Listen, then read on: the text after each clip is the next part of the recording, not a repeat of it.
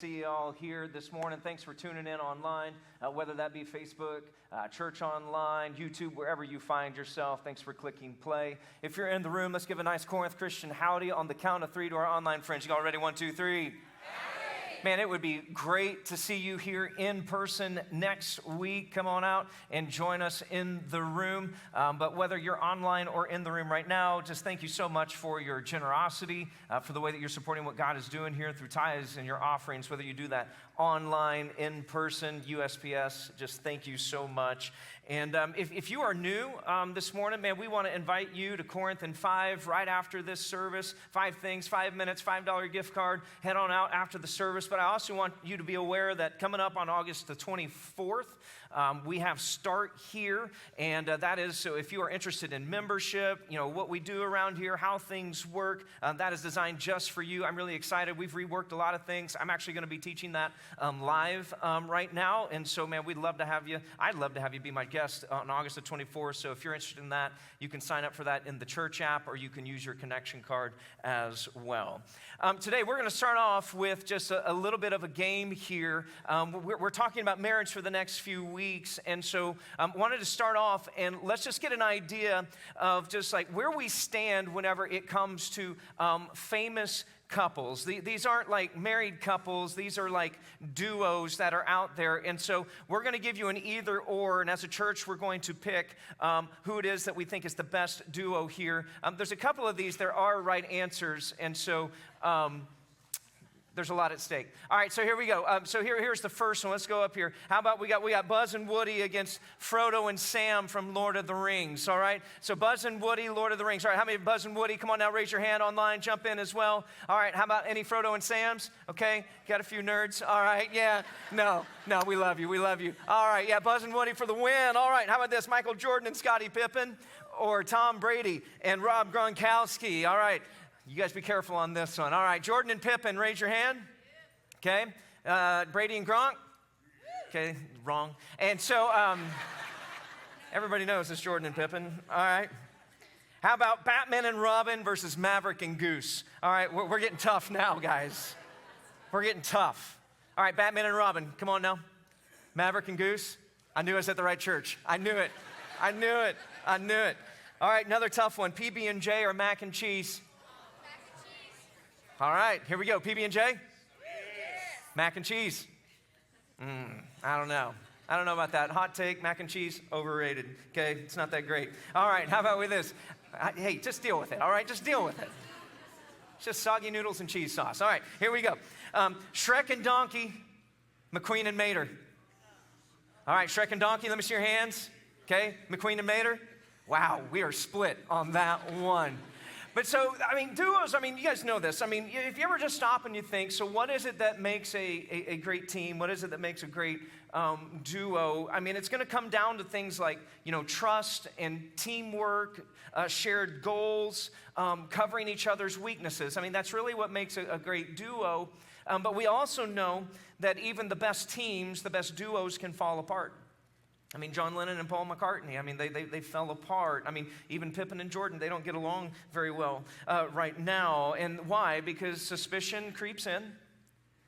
They end up kind of going solo, and they stop trusting one another the way that they used to. And so what started off as a partnership has now turned into a competition, because the reality is this, is that the best teams, the best duos don't just have chemistry, they have commitment. And in fact, the way that we would say it today is that they are going to fight for each other and not against each other. So for the next few weeks in this series that we're calling In the Ring, having a marriage that's worth fighting for, we're asking this question, like, how do we have marriages that are fighting for each other and not against each other? Because a strong marriage is a marriage of two people who are standing together, shoulder to shoulder, not facing off face to face. They are in the same corner. And for the next few weeks, we're going to cover a lot of really important ways on how we can do this. And the reason why we are taking 4 weeks out of 52 in a year to talk about this is because really strong marriages are like incredibly important for just society at large. And so if we have strong marriages, that's going to lead to strong families. And that's important. And strong families lead to stronger churches, which lead to stronger schools, which lead to stronger communities, neighborhoods. I mean, the effect, it just continues on and on and on. It is foundational. So there is a lot at stake here whenever we talk about this idea. So it is worth our time. Now, if you have come in today, you're watching online, and you are single, or maybe you're a high school, middle school student, maybe you've been divorced or you were widowed, you are not on the sidelines during this series. I just want to make sure you understand this, because this series isn't just about marriage. It's about becoming the kind of person who loves like Jesus, whether that's in our friendships, our families, our marriages, our dating relationships, whatever it is. And so whenever you are single, your job is not just, I'm going to wait for the right person. As a single person, your responsibility is becoming the right person. That's what we're looking for. And so the question I would throw out for you as we just kind of work through this series together would be this: am I becoming the kind of person that someone would want to choose to be in their corner if God ever brings that person into my life? So that's what we're talking about. But today what we're going to do is I want you to jump in the blimp with me for just a little bit, and we're going to get up to 35,000 feet, and we're going to look down on marriage, and we're just going to ask maybe what sounds like a super simple question, but a question that we really do need to answer, and it's this: what is marriage really in the first place? All right, so we need to answer that. And they say that water is purest at its source. And so if we're going to believe that, then we're going to go back to the very source of marriage. We're going to go all the way back to the beginning. And if you've got a Bible, I'd love for you to get Genesis chapter 2 open. It's in your notes. If you want to get your app out, you can follow along there as well. Genesis chapter 2, probably on about page 6 in your paper Bible there.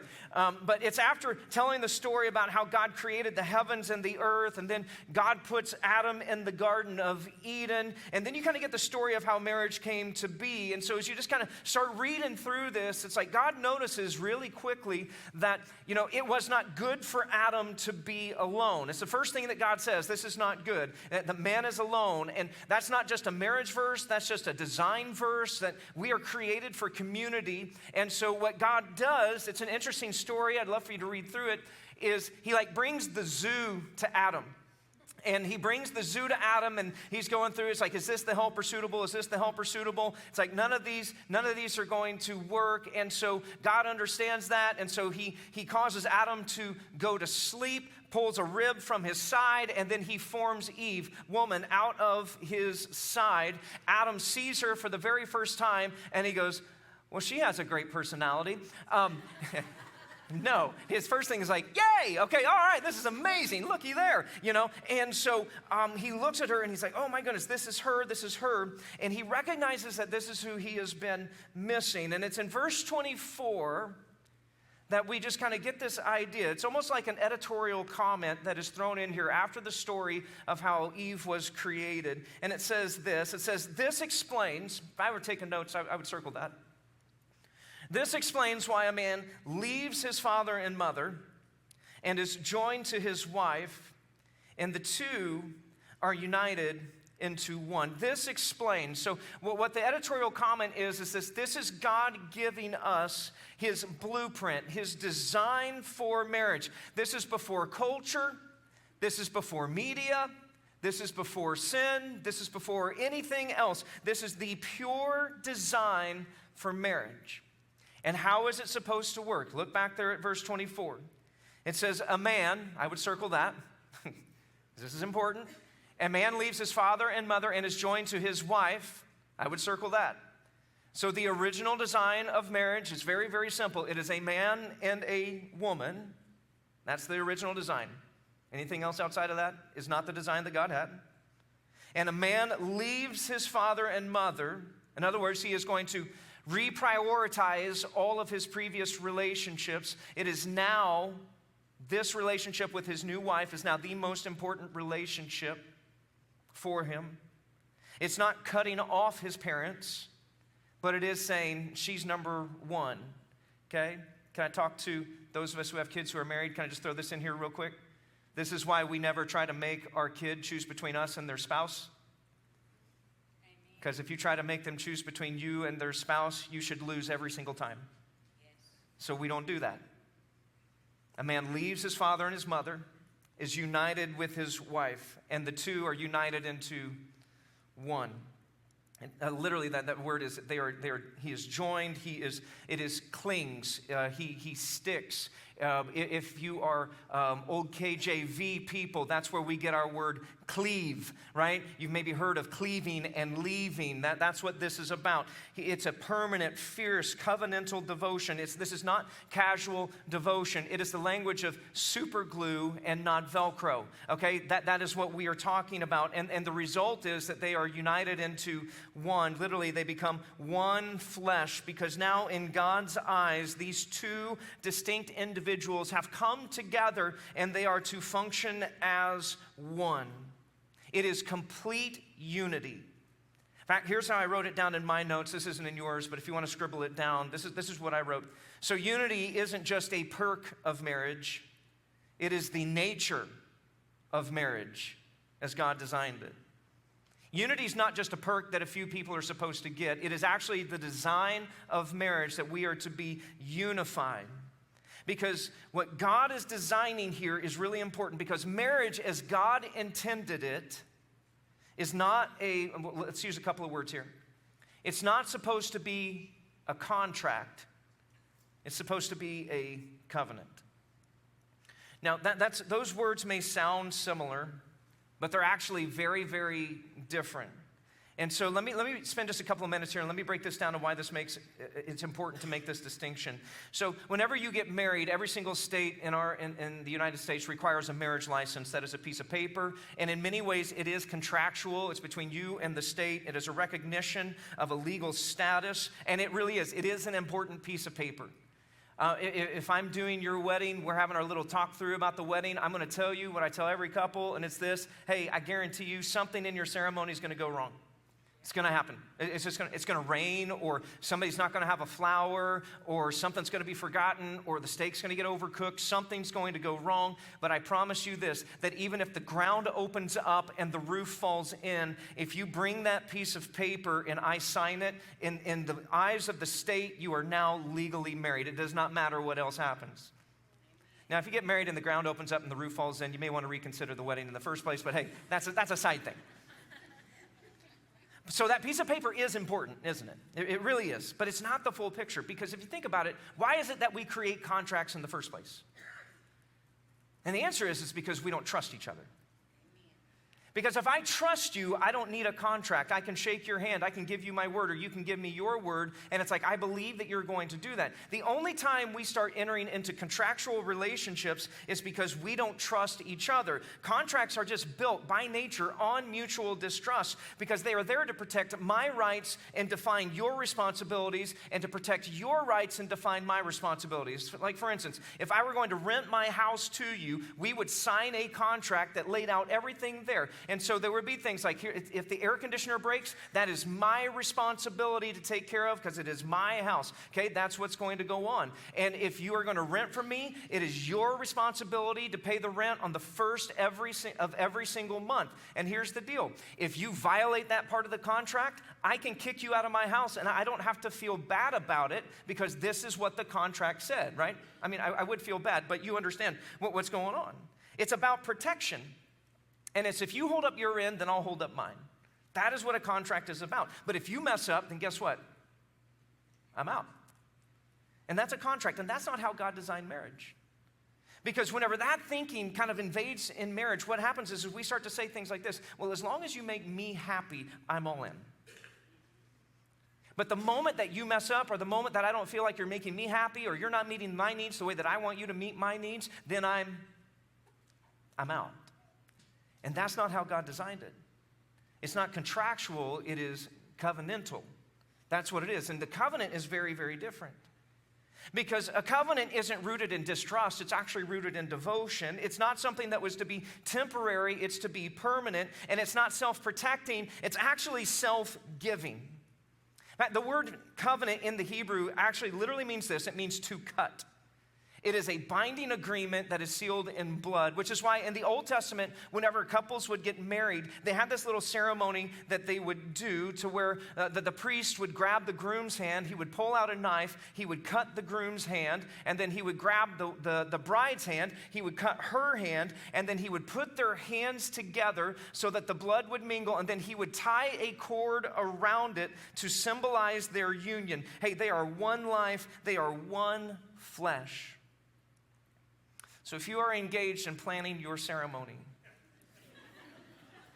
and you don't want to do a unity candle or unity sand or anything like that, I make this offer to you. I will cut you. I've never cut anybody, and that sounds kind of fun. I can bring a knife, I'll clean it, I'll wipe it off, okay? So just throwing it out there. It's just an idea. But here's the thing. Why did they do that? Because it's like, hey, this is one life and one flesh.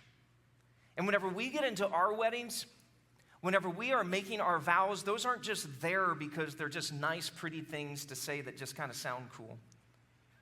They are actually promises and pledges of lifelong presence, for better or worse, in sickness and health, for richer or poorer, forsaking all others. That is not contractual. That is covenantal in its vocabulary, because it is not, if you do this, I'll do that. It is, listen, even if you don't, I'm still here. Now, I think it's important that I take just a real quick side note right here, and I just want to make sure that we're being here in absolute clarity. I want to say this gently, but I do want to be clear, because this has been used as a weapon in some relationships. Covenant doesn't mean that you have to stay in an abusive situation no matter what. Because God's marriage is always for wholeness, it's for peace, it's for righteousness. And in cases of abuse or ongoing unrepentant sins like adultery, the Bible actually gives us room and an allowance for things like separation and divorce. And it's not because the covenant doesn't matter, it's because in those situations the covenant has been broken. And in fact, in Jeremiah chapter 3, verse 8, God describes himself as this, that he said, I gave faithless Israel her certificate of divorce. So let's be clear. This language is not to be used as a weapon to trap someone in harm's way. That's not God's plan. God's plan is for a true covenant, mutual, life-giving, all in. So what is the difference between a contract and a covenant? A contract protects yourself, and a covenant gives of yourself. And that is God's design for marriage. It's not about self-preservation, it's about self-giving. It's not fighting against each other, it is from the same corner. So if that's the idea of a covenant, that we are in the same corner in this together, then how do we do this? How do we stay in the same corner in our marriages? How do we get there? And I think there are two things that we're going to need, two big categories. The first thing we're going to need are habits that connect us. Habits that connect us. Everybody say habits. Habits. We're going to need habits in our marriage. I think Galatians 6:9 really helps us here. It says this, let us not grow weary of doing good, for at the right time we will reap a harvest if we do not give up. If we do not give up. If you want to have a strong, healthy marriage that is fighting for each other, where you are in the same corner, it is going to take daily and intentional, together type of habits to keep you moving in the same direction. I love what James Clear says in Atomic Habits. Maybe you know this quote. He says this, you do not rise to the level of your goals, but you fall to the level of your systems. And so it's you fall to the level of your habits. And we know this is true in our finances. We know this is true in our physical, our emotional health. We know this is true in our relationship with God. And believe it or not, this is actually true in our marriages as well. Because it's not just saying, hey, we got a goal of staying in the same corner. It's like, what are we doing intentionally to make sure we stay on the same page? And so what are we doing to continue to do good in our marriages so at just the right time we can reap a harvest if we don't give up? And there are all kinds of habits that we can put in place. And if you've been married for a couple of decades, I'm sure you have habits as well. Let me give you just a couple of habits here that have been really, really beneficial in our lives. One of the first ones is learning to pray together. as we pray together. Okay, now in my notes, I wrote off to the side these two words, out loud, because that actually matters. And this is not, whenever we say pray together, it's not that you're lying there in bed before you go to sleep and like, hey, you praying? Yeah. You? Yeah. That's not what we're talking about. This is praying together out loud, because whenever your spouse hears you pray for them, they're also hearing how much you love them and value them. And so to the men of Corinth, if you're watching online, if you're in the room, I need you to perk up your ears for just a second. Here is my charge to you, and it's this: you take the lead. This is your job to take the lead, men of Corinth. You were designed by God to be the spiritual leader in your house, and this is where you can take the lead. This is one of the simple ways that you can do it. And I know that you're already pushing back. You're already feeling anxiety because it feels awkward, and it does. At the very beginning, it does feel a little weird, but it is worth it to push through it. And I want to help you, because a lot of times I think whenever I say, hey, you need to pray together and you need to pray out loud, you're thinking like, oh man, I got to have like a 30-minute long prayer, then the Pope heard it, he would have cried, kind of thing. And it's like, no, that's not what we're talking about. One sentence prayers work here. 2 sentence prayers works. Like, how about this? God, thank you for my wife. Help me love her like you love the church. Amen. How about this? Like, God, things are hard right now, but we want to make it through. Please help us. Or even, God, remind us that we are yours and each other's. Teach us to live as one. Doesn't have to be long, doesn't have to be complicated. It just has to be sincere. And men, I'd say this: you do this tonight. You do this tonight before you go to sleep, and you roll over there, you grab her hand, say, hey, we're going to pray together, and then you just pray. Keep it simple. It is deeply spiritual. It is going to help you emotionally bond. It's also actually really, really practical. Because it's like really hard to be bitter at somebody that you've just prayed with. It's hard to go, you're so selfish, whenever you just listen to them pray for, your friends who's got a kid who's going through cancer. It makes it really difficult. It's a lot harder to wander into temptation whenever you are seeking God together. So you just do this. You need to be praying together. Here's another habit. This is a great habit to have. Date weekly, escape yearly. We're going to date weekly, and we're going to escape yearly. In other words, we want to be intentional about having fun, laughing together, romancing, all those things, even when life is crazy. And I know that you want to already push back like, bro, we don't have time to go out on a date every single week. Okay, can you do every other week? We don't have time to do this. We can't afford to do this. No, you can't afford not to do this. This is one of the most important things that you can do. It doesn't have to be expensive. That's not what we're saying. We're not saying go to Ruth Chris every single week or something of that nature. We're not talking about that. What we're saying is just be intentional about spending time together where you're not doing chores, you're not talking about the calendar, you're not going through logistics, you're not arguing about the budget. It's just, hey, we're having friendship, we're having fun. We're just friends together. We enjoy being in each other's company. And so maybe it is, you're just going out for a really easy dinner, and you go to Huey Magoo's, you get 10 tenders and you split it, and you're like, man, this is great. Maybe you're just going to go out on a walk. Maybe you go grab some ice cream. Maybe you just go do something that you enjoy together. Maybe there are some weeks to where it's like, we're just going to have to stay in. And so you put the kids to bed early, you lock their door, and you barricade it with a chair, okay? And so you stay in there. You light a candle, you watch a show, you play a game, you just enjoy each other. It's sharing memories, it's sharing dreams, it's doing the little things that you just enjoy about each other. Because couples who keep dating feel more connected. So once a week, every other week, you just get out and you make sure you're having a date. And then once a year, you plan an intentional escape. And that means you get away with your spouse without your kids. Okay? No, you don't need them. Okay? Even if it's just one night away, pawn them off on grandma and grandpa. They would love nothing more to sugar them up and do all those things and bring them back to you hyper and that stuff. But you just one night away. Even if it means if you don't have family around that can help out, then maybe you say, hey, we're going to trade babysitting with another couple, and you guys can have a night away, and we'll have a night away. Get it in writing. Put it in a contract. But say, you watch our kids, we'll watch at yours. Okay? You just do that, because what matters is that you're just like getting away without the kids to just reconnect and rest. If you can't afford getting a hotel, then just get them shipped off and just stay at home. Just get them out of the house. You be creative. Be consistent. Because the habit is more important than the setting.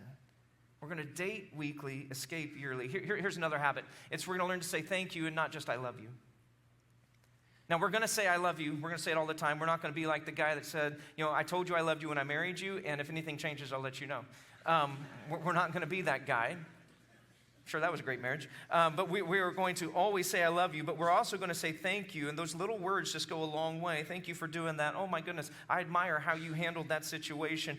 Whenever you were on that call with that customer service agent, oh, my goodness, you did so great. You didn't throw the phone through the wall. I'm so proud of you, It's just gratitude. It's admiration. Hey, we're on the same team. I got your back. Because every single marriage, you guys know this, has an emotional bank account. And we are constantly making deposits and withdrawals all the time. And one of the best ways to make deposits into that bank account are things like gratitude.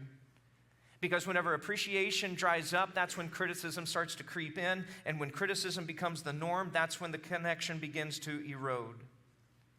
So we have habits that we say, hey, we're gonna stay connected to one another. Here's the other thing that we need, big picture. We need a vision that aligns us. We need a vision that aligns us. Everybody say vision. Vision, yeah. Amos 3:3, I love this verse. It says this, can two people walk together without agreeing on the direction? The answer? No, we cannot. And if we're going to stay in the same corner, it means we're going to be fighting for the same things.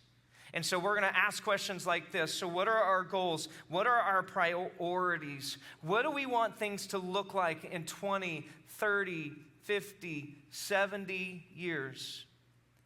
Some of the couples that I get to do premarital counseling with, they're young, they're in their early 20s, and one of the first things I tell them is like, look, we're talking 60 years here, might even 70. What do we want that to look like? Where do we want it to be? And that is vision. You won't drift into alignment. You're going to have a clear vision for where you want to go. So what is your vision for your family? What is your vision for your marriage? I know for Jen and I, we've been married for 25 years. Very early on, we had a set vision that we decided on a couple of things. Like one of the first things we decided is that we wanted to still like each other whenever our kids were grown and out of the house. That's what we wanted. Because we knew that there was going to be a day whenever there weren't going to be, games and track meets and bedtimes and homework. And what we didn't want was to end up as strangers sharing a house because we had lived our lives through our children for the past 20 to 22 years. And so we said, hey, we want to make sure that's a goal. We also had the goal, this is another goal that we had, this was part of our vision, that whenever it came to our kids, that we wanted to discipline them with the end game in mind. And yes, we wanted our kids to know right from wrong. But even more than that, we wanted to discipline them in a way that made them want to be around us, catch it, that whenever they were old enough that they didn't have to be around us, they still wanted to be with us. So it wasn't just about obedience, it was about connection. And so those two really small things, it's kept us aligned for these 25 years. It's helped us stay in the same corner. And now that our kids are adults and they are on their own, Jen and I, we still really like each other. We're great friends. We still laugh together. We play together. And we have the kind of friendship with our children that we prayed for all those years ago. So what's the vision?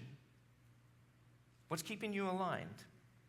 What are you building together? If you're married, it might be time to sit down at the table, go on a date, talk this through. What's the vision? Is Jesus truly at the center of our marriage? Are we aligned on things like generosity and finances? What kind of legacy are we leaving our kids and our grandkids, our great-grandkids? If you're engaged, this is the moment to get clear right now. Before you say, I do, you decide where you're going. If you are single, know the direction that you want to walk before you choose someone you walk with, because shared vision now equals fewer regrets later. So how do we get into the same corner? Well, it's going to take some habits. We will not rise to our goals. We will fall to the system of our habits. And then it's also going to take that shared vision to keep us going. But your bottom line this morning is this, is that a marriage worth fighting for starts with fighting from the same corner. It's going to begin. We're going to talk about conflict and communication and how do we endure to the end. But everything begins right here. To whenever we say we are in the same corner together. So the challenge this week is just take a step towards that corner. We're not just going to wish for better marriages today. We're going to fight for better marriages. We're going to say, hey, we're going to begin praying together. even if it feels awkward. We're going to plan a moment to connect, even if it is a short moment. We're going to say something that builds the other up and it doesn't break them, even if it feels small. Because the marriage that you want will not happen by accident, but through intentional investment. Take a step into the corner. And friends, I don't know where you are today. There are many people in this room right now, you would say we're in the same corner, we're fighting together, we're fighting in the same direction, we're moving together, and if that is you, praise God, stay the course. Do not grow weary of doing good. You keep sowing those seeds of commitment and vision, and because the harvest is coming. But I also know that watching online, even in the room today, that's not everyone.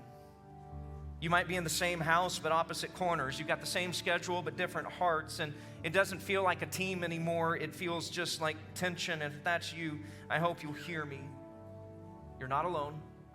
Your God sees you. This does not have to be the end of your story, because the same Jesus that turned water to wine can take cold hearts and make them warm. The same Spirit that raised Jesus Christ from the dead can resurrect a dead marriage, and the same grace that forgives your worst sins can restore your deepest wounds. So the invitation is just take a step toward Him. Take a step toward Him. Because even if your spouse isn't in your corner right now, Jesus is. He is the one who fights for you. He is the one who laid down His life for you. He is the one who intercedes for you right now. He is the one who is not done writing your story. So whether you're thriving or barely hanging on, bring it to Him. Invite Him into the ring, because when He's in the corner, there is hope for every home.